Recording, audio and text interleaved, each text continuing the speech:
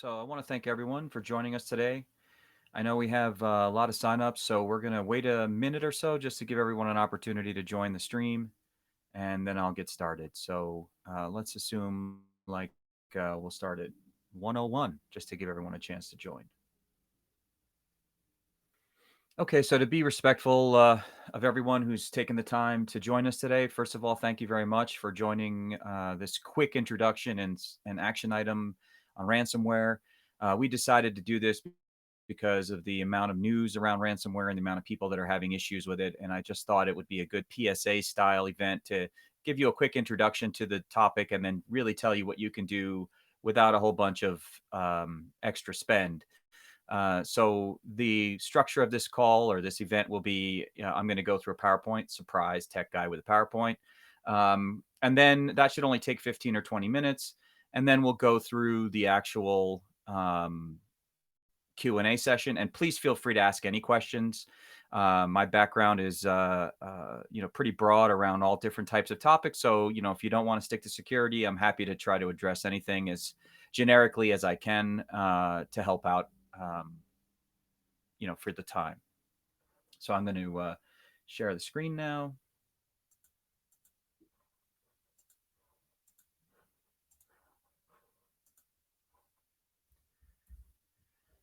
So, starting off with what is ransomware, bottom line is ransomware takes control of your computer and then it locks your data.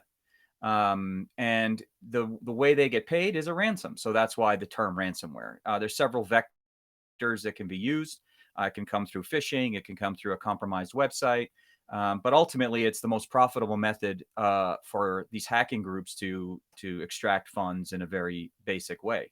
Um, Group IB has stats that say from 2018 to 2019, ransomware demand went from 6,000 to 84,000 and attacks rose by 40%. I mean, that's significant. So, one of the things that we will also talk about later is this doesn't just affect businesses, this affects you personally. So, whether you're listening here for your business or you're listening here for your personal systems, either way, you have data. Data is super important. And this strategy will give you the tools you need to protect yourself.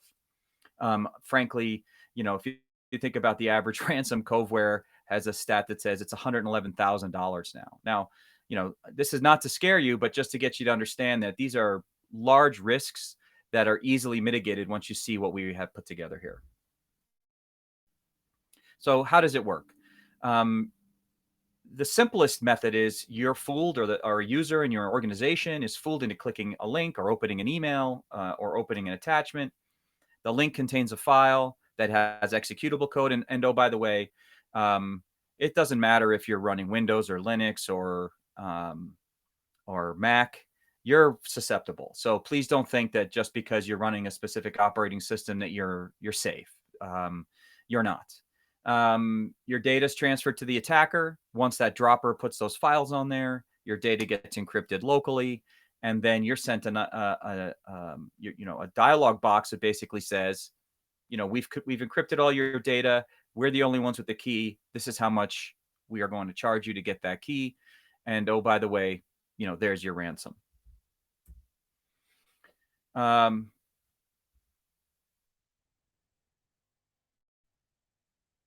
So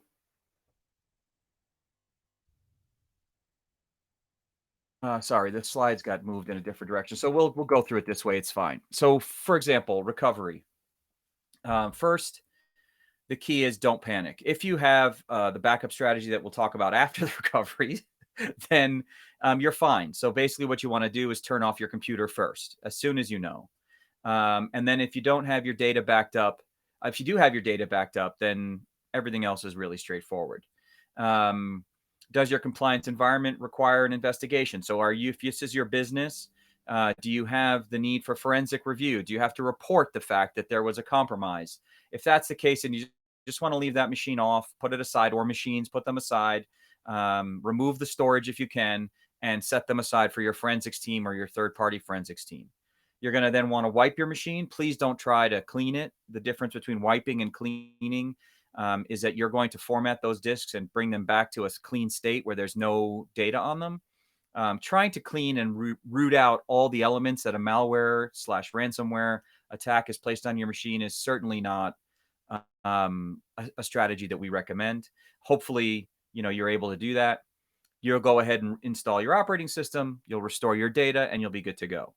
Um, uh, Ultimately, the key to all of this is planning ahead, is to really understand what it is is at risk. And so we say planning ahead equals recovery. So if you've planned ahead and you've thought about these things we're going to tell you about now, by the way, none of them actually cost you anything. So again, this is all what you should be doing. This is best practice to ensure that you have a good idea of where you're going and what you need to do. You want to take an inventory. That's number one. So look at your system. Again, business versus personal, regardless, start with your own machine, start with your own data sets, understand what's critical for you to continue to either serve your clients or for your memories and what you consider valuable. Get those critical files and assets cataloged. Understand which applications are critical for your business. Again, and ultimately the goal is, how do you manage your clients? How do you continue to serve your clients? So you want to make sure that all the applications that are critical for your daily operations are cataloged. And what I suggest too is catalog them into off the shelf and custom so that you know where that risk may lie if you have to do a restore. And then third party services, which is a big deal, right? Everybody's using SaaS, everybody's involved with the cloud. Really get a critical understanding of those systems that you need that are embedded within your operations, embedded within your offering, so that you can understand the risk there. Next, as part of this process, you're going to want to define what we call RPO. These are standard terms, RPO and RTO. You can go through a super complex process to calculate things, but ultimately you can make the decision from a pretty straightforward perspective. Restore point objective basically means at what point do I need to get to in my data? So can I move forward if my data is a day old, an hour old, 3 days old, a week old? How sensitive is your time with your data? And then the restore time objective is how long can I be without that data? So if I'm a real-time business, you probably have to have your data as recent as possible and up and running as soon as possible. But if you're not a real-time business, be realistic about your RPO and RTO. What do you really need to continue to serve your clients and to ensure that you're not impacting their business while you're recovering from the situation. So the next part of this is the simple answer to all of this is backup, backup, backup. And it's a certain kind of backup that really matters. We've seen a lot of companies get compromised because they have a backup strategy, but then those backup files are stored on the network and they get encrypted, which serves no purpose at that point. You must have versioned backups, meaning every time you create a backup, or every time you synchronize, a new version is created if the file has changed. So that any encryption that occurs, because remember, the ransomware is going to encrypt all of your files, which by default means those files have now changed. So they're going to get pushed to your backup service. So if your backup service just replaces the files, then guess what you've done? You've now made your backup it's not useful anymore. So as long as you have a version-based backup, you'll be able to bring the files back to the prior state before the encryption occurred. And I personally think that you should just back up your files. Don't worry about operating system files, off-the-shelf application files, custom application files you may need to back up. But just again, that's why that inventory is critically important, to understand the scope of backup so you have what you need to do your restore. This is really the kicker, right? So for service suggestions on what kind of backups you should use and backups that we actually use here and I use personally, you can see that for a little less than $30 a month, you can be totally protected against this problem. And you think about insurance, you think about all these other things that you may have already, cyber insurance, etc. For $30 a month, you can actually keep operating your business. And we use Backblaze with unlimited versions, and that costs about $8 a month per user. And then we also use Dropbox Professional with version management, because that will give you 100. You can use the free one, by the way, but if you use the paid one, you'll get 180 days of versions. So you have plenty of time to recover, react, and get your data back.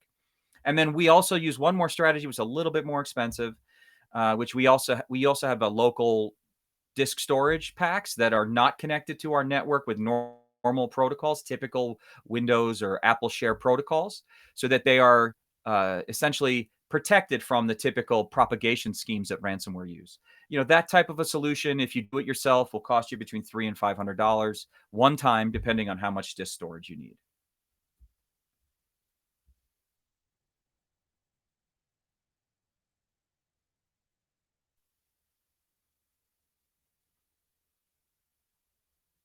And so with that, we can go back to this our restoration slide and say to you, um, you now have your backups, you now have your version backups, you've done your inventory, you understand your RTO and RPO. One thing that I would also recommend is to make sure that you speak to all of your vendors. So if you're using a managed service provider to manage your IT, you should be asking these questions of them. They should be telling you in no uncertain terms what is their RPO, what is their RTO, and how does that impact you. I think one of the things that really drove this event is the recent compromises that have occurred with service providers. If you think about hacking groups, they operate like businesses. The easier it is for them to compromise a lot of people, the more revenue they're going to generate. It's a sad state of affairs, but that is really how they think about it. That's the calculus that they're using. So going after service providers with lots of clients that they can then it's initiate an infection or a compromise in one place that can propagate to thousands of places. That's going to be part of their targeting mechanism. So really understanding what are the RTOs and RPOs of your providers, what is their SLA for a restore situation, what risk is your environment in if they get compromised. These are simple discussions to have. Everyone should have an answer to this. And if they don't, you really want to consider working with them and risking your business or your personal data with that provider. So that's part of that backup, and inventory strategy is really getting to understand the scope of the problem. And frankly, what I will say to everyone is, if you don't take that advice and you don't go out and find out the answers to these questions, then the results are really your responsibility. You have to take responsibility for protecting yourself. And, it's a very simple process to do this. It's a very simple process to understand. This is a very inexpensive strategy that you can implement yourself without a bunch of IT people, without a bunch of third parties, just by simply going and signing up for these services and getting them installed on your machines. And by the way, we have no affiliation. As I said, go right to their websites, backblaze.com, dropbox.com, and turn on the services and start getting them out there for your folks and for yourself. And do not ignore your own machine. With our move to digital everything, digital movies, digital photos, all of our memories now are digital. Not doing this really puts yourself at risk because, how many of us use our computers every day, use our systems every day? And sometimes it's even work related. And you might click on a work email that's a phishing attack. And guess what just happened? You just compromised your personal machine. So I can't stress enough. It's super simple. It's super affordable. So doing this is there's really no reason not to do it and make sure you're up to speed. Now, if you already have Backblaze or a backup provider, or you already have Dropbox, please make sure you have the versioning service turned on. Backblaze, it's an extra fee. Their base product does not include forever versions. The extra $2, so if you go from $6 to $8, that gives you the extra versioning. And if you're using the free version of Dropbox, you only have 30 days, which should still be enough. But just in case, there's a lot of other benefits with the paid version. But again, it's your threshold, so you could decide. So literally, you could be up and running for $8 if you use the free Dropbox, or like I said, less than 30 if you chose to use a professional version of Dropbox. And the recovery process is just as easy. It's super easy once you have all this information. One thing to note is that Backblaze makes it really easy to restore. If you have a lot of data, they'll send you a USB disk, a USB key, or a USB disk for a fee, and then when you send it back, you get a credit back. So you don't have to wait and download all your data. They can overnight you a hard drive or a USB key to get your data back pretty quickly.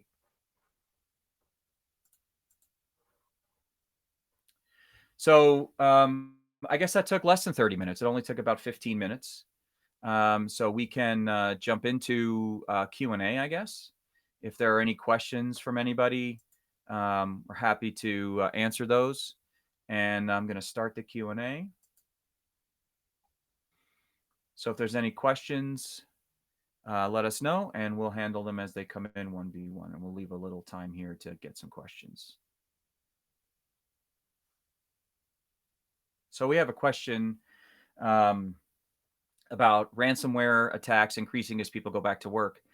Actually, it's not really there's no difference as long as you're connected to the internet. So whether you are working from home or working in the office or your personal, where you're working yourself, you saw the numbers in the first slide. Ransomware will continue to go up because it's the most profitable method for non-state actors. Let's be clear, it's typically non-state actors using these technologies to these attack methods to cause this problem. So um, I would assume that we will see more growth in this industry, for lack of a better term. So being understanding that you have a backup plan, sorry for the pun, is the most important, because with your backup, you're protected. Your data is safe. That is the most important part of this discussion, is you have to assume you will be compromised at some point. And by having your backups and your version backups, you can rest easy that if something does happen, you can get back to your data, and you're going to be okay. And then you can look at that ransom as a inconvenience. One point that I didn't make in the earlier discussion is just remember that your data is actually going to still be transferred to the attacker in many cases, uh, because part of this is data exfiltration, and so your reporting requirements and your risk don't really go down. Just your ability to operate remain. And in general, paying the ransom doesn't guarantee that your data won't be released. So, don't think that if you pay the ransom that you're going to get your data back and nobody's going to take advantage of that. So that is the only downside that's almost impossible to prevent. Another question around incident management uh, and cyber incidents. So the question around incident management is a preventative question. So when you start structuring preventative measures, when you start structuring how you look at things, again, you have to build your management process based on the assumption that all those preventative measures, as best as they are, best practices or not, whatever degree you're engaged, has been ineffective. And we've seen this time and time again. It doesn't matter how much prevention you have in place. If someone is determined, you'll have to deal with that incident.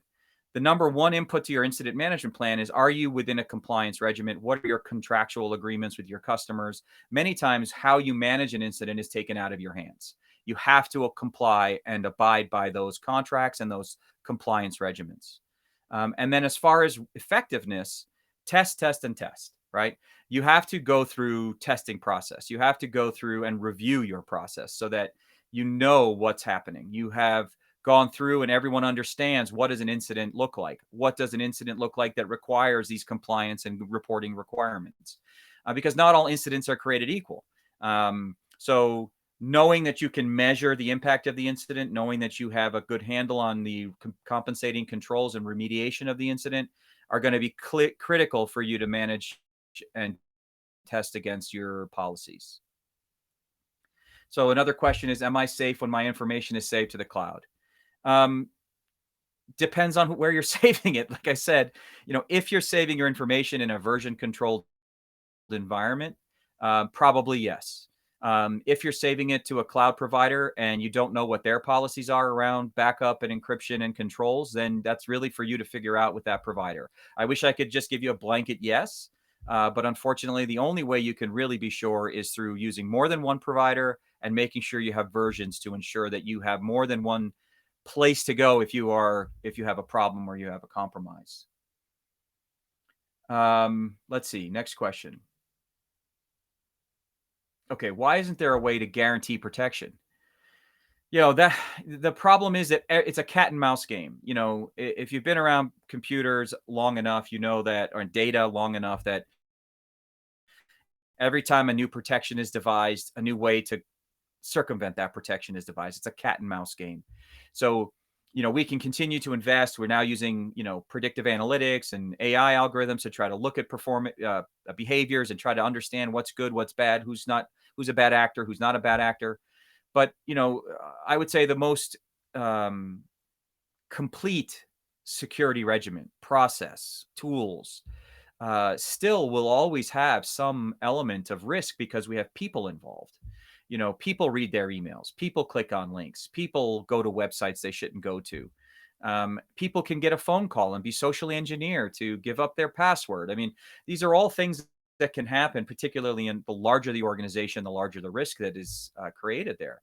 So, always being able to recover should be the first step. Assume a compromise, assume the worst case scenario. This is not being a pessimist, it's not a pessimistic approach. For me, I believe it's an optimistic approach because you're looking at the problem, you're looking at the issue, you're understanding the risk, you're understanding where you will be, and then you're building a plan that says, okay, we're still not, by the way, this is not a recommendation not to protect yourself.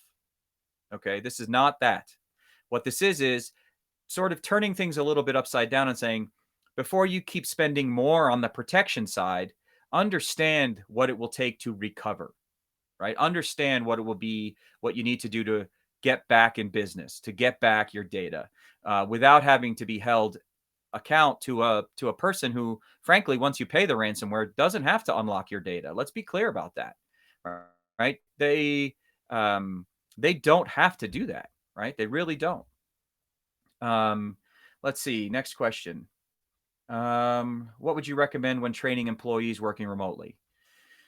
So again, this goes back to remote versus in the office. I don't think there's any difference. So the employee training should be based on a couple of things.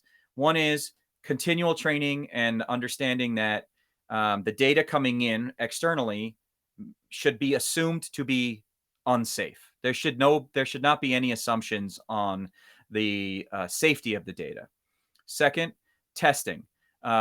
We've worked with firms that will actually test your employees and send emails, and that this is the best way to ensure you're getting the impacts in, and people are understanding that it is real, that these things happen. So they'll send in an email. They'll try to do some phone calls and do some social engineering. Now, some of this can be pretty expensive. So really, at the end of the day, getting your people to just understand that any link, any attachment is a possible problem, is a risk, and they really need to take care. Now, another level of control that we actually implement here is what we call the 4 eyes principle, meaning for any critical transaction, wire transfers, payments, vendors, invoicing, anything that could impact us financially, really impact us financial, requires at least 2 people to sign off on, so that it's never a single person who's making the final decision. Even when I sign off on a wire, someone else has to look at it. Just because I am the CEO doesn't mean that I can't be compromised with a phone call, or I can't have a phishing attack that looks like it's coming from me, or that my password may not be compromised. So, you know, make sure it's clear. Make sure you're training on a regular basis, and the most important training is to get people to understand that email, email attachments, links in email. What I like to tell the people here is, if you even get a little bit of a sense that this doesn't look right, then just delete it. Just delete it and pick up the phone and call the person that you thought it was coming from. It's the safest way to approach it. Don't click the link, right? If you're worried, even if it's your CEO or it's the CFO or it's your team, whatever. If you think the email looks fishy, it probably is. Let's just be clear about that. Okay. Um, I can speak more about training if you want to reach out directly. We don't do the training, but I'm happy to have a conversation with anybody who wants to kind of understand their risk profiles and how they might go about the training in their specific environment. Whether it's specifically customer service or vendor management, or whatever risk profile they have. I'm happy to have that discussion directly. Just message me on LinkedIn, and we can set up a call and have that discussion. I have someone who is actually a follow-up question to the incident management and incident effectiveness, which is, do you have to make the attack public? Again, it depends on your compliance regimen. It depends on your so what I would say is customer agreements will most likely say, and we've seen this a lot, that you have to let them know. You have to notify them, and then they may have a requirement to be, if they're a public company, for example, to disclose. So just because you may not have a requirement to disclose, they may have a requirement to disclose. At the very least, I would say you want to contact the local authorities in the United States. The FBI has cyber offices in many of the major cities. If you are a victim, I would recommend getting them engaged, because at the very least, they're tracking this information and they're working to put together policies and procedures to deal with it. They're not going to be able to get your data back, unfortunately, but notifying them will be a good choice, especially if you have to use insurance, etc. Um, is there a way to break the encryption without paying? Um, the, the simpler crypto lockers, the ones that are older, have had the keys discovered. So yes, you might get lucky. You may want to do a search first, but trust me, your time is worth more than that. Just back up your data. I mean, $6, $8 a month for your own personal machine. For most people, it's a Starbucks coffee, right? I mean, so don't worry about trying to encrypt the data. Just back it up, please. Back up your data. That's really what you want to do. Make sure you're backing up your data. Um, and let me give you one more comment. Back up your data. I can't stress it enough. I think it's the most important thing you can possibly do to prevent worse events, to prevent even more impact to your business than just the actual stress of that getting compromised. Let's see, what other questions do we have? Okay, so I got a question that's: am I safe if I have a password for my Wi-Fi? No, because the Wi-Fi, you're already connected to the Wi-Fi. You're already using the Wi-Fi. So the password on the Wi-Fi has nothing to do with the crypto locker techniques. They connect to your machine. You're already connected. Once they get on your machine, they can spread wherever they need to go. So password protection on your network doesn't have any effect.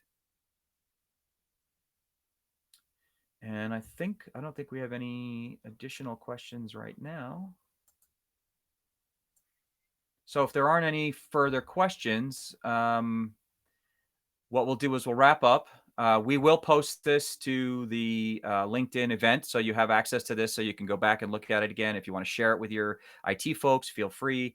Um, I am happy to talk to anybody about this topic 1v1. There's no cost. There's no charge. I'm just doing, just want to make sure everybody's safe and has their data. So you can either feel free to reach out to me via LinkedIn. You can, which is linked in the event, or you can email me at ali@realware.com. You can also go to our website and hit one of the contact forms. And that's really what we're trying to do here. And if you have any questions after the fact, also, you can feel free to ask them in the event chat on LinkedIn, so that everybody can benefit from the responses. Um, if you thought that we could do anything better with this presentation, please let us know as well. We want to improve as much as we can. This is our first live session. And we also do have a podcast, which is very similar to this, by the way. There's no selling on that podcast as well, and it's called the Realware Think Tank. And basically, we address a topic on a bi-weekly basis, and it's a 30-minute podcast. So we just really talk about what is the topic, how can you use it, should you use it, technical topic, and we will also be talking about strategy and business topics as well, as we get better at running both of them. So again, would like to thank everyone. For taking the time out of their day. I know time is super valuable. So I'm very, very grateful that you chose to spend 30 minutes with us. And I'm looking forward to having more of these events and giving as much new information as I possibly can. So thanks, and have a great day, everybody. Take care.